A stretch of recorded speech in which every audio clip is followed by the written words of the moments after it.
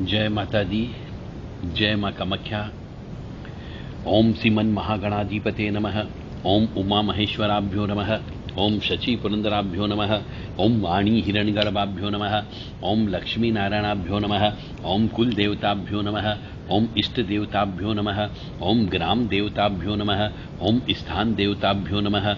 ओम स्थापित देवताभ्यो नमः। ओम सर्वेभ्यो देवेभ्यो नमः। ओम सर्वेभ्यो तीर्थेभ्यो नमः। ओम सर्वेभ्यो ब्राह्मणेभ्यो नमः। ओम सर्वेभ्यो ऋषिभ्यो नमः। ओम सर्वेभ्यो सिद्धाय नमः। ओम नवग्रह देवताभ्यो नमः। ओम वास्तु देवताभ्यो नमः। ओम गुरुभ्यो नमः। ओम मातपितृजन कमलेभ्यो नमः। ओम पितरेभ्यो नमः। ओम चतुष्षष्टि योगिनी देवेभ्यो नमः। ओम सप्तघत मातृका देवेभ्यो नमः। ओम षोडश मातृका देवेभ्यो नमः। ओम क्लीं कृष्णाय नमः। हम हनुमते नमः। ओम छम क्षेत्रपालाय नमः। ओम बम भैरवाय नमः। ओम सप्त सागरेभ्यो नमः। ओम सप्त नदीभ्यो नमः। ओम सप्त ऋषिभ्यो नमः।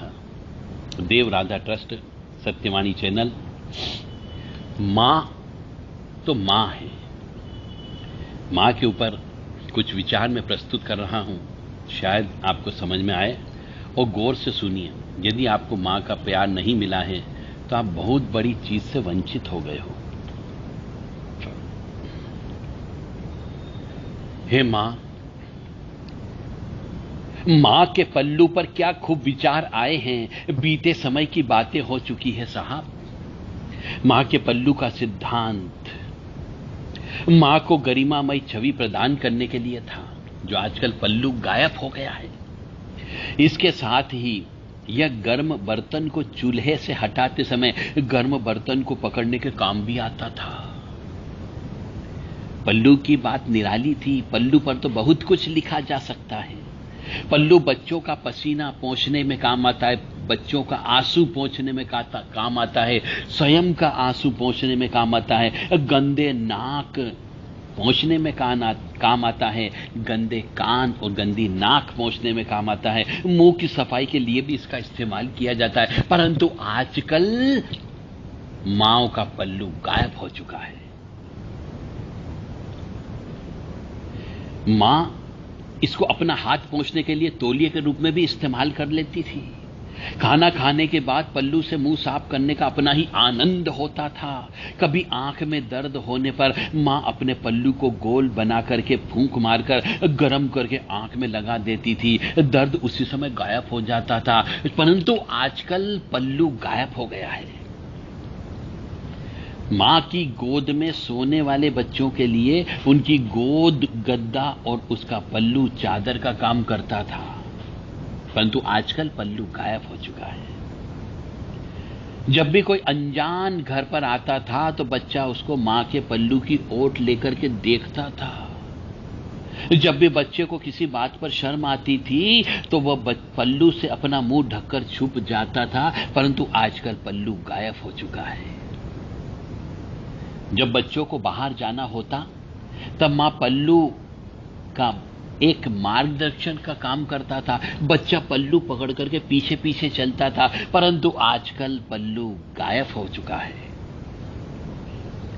जब तक बच्चे ने हाथ में पल्लू थाम रखा होता तो सारी कायनात उसकी मुट्ठी में होती थी। परंतु आजकल पल्लू गायब हो चुका है।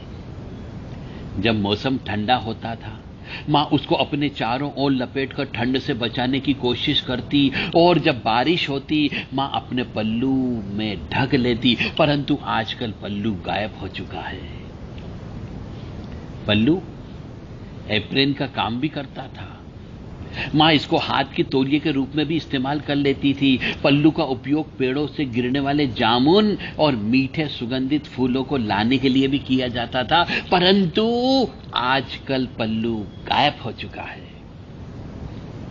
पल्लू में धान भरते थे, पल्लू में दान दिया जाता था, प्रसाद भी संकलित किया जाता था। परंतु आजकल पल्लू गायब हो चुका है।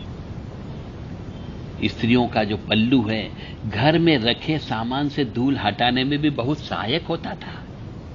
कोई भी वस्तु खो जाए तो एकदम से पल्लू में गांठ लगाकर निश्चिंत हो जाना कि जल्दी मिल जाएगी। परंतु आजकल पल्लू गायब हो चुका है। पल्लू में गांठ लगाकर माँ एक चलता फिरता बैंक हुआ करती थी या तिजोरी भी रखती थी, और अगर सब कुछ ठीक रहा तो वह कभी कभी उस बैंक से कुछ पैसे भी मिल जाते थे। परंतु पल्लू आजकल गायब हो चुका है।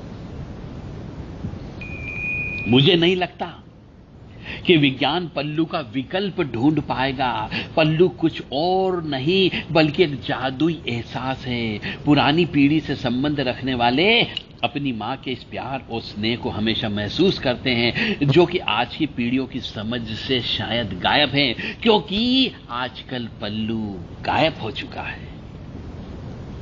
ये मां की ममतामय यादें हैं जो मैंने आपके सामने प्रस्तुत की, कि मां का पल्लू एक बच्चे के लिए बहुत सारी चीजों में काम आता था, परंतु आजकल पल्लू गायब हो चुका है।